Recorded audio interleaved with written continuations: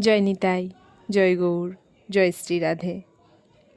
আজ খুব তাড়াতাড়ি সকালের সেবা কাজ সেরে চলে গেছিলাম দামোদর ব্রতের জন্য পুরো মাসের বাজার করতে।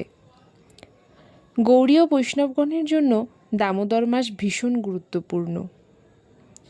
একটা নিয়মের গণ্ডির মধ্যে দিয়ে এই মাস পালন করতে হয়,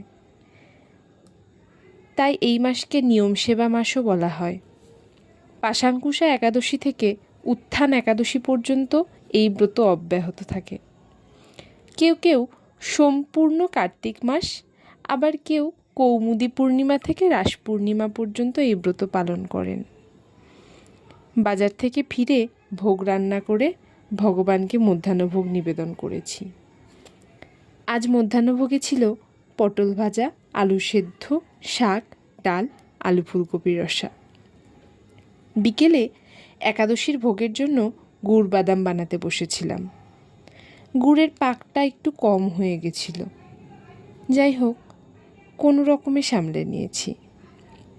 এরপর আরতির জন্য পোলতে ভিজিয়ে রাখছিলাম।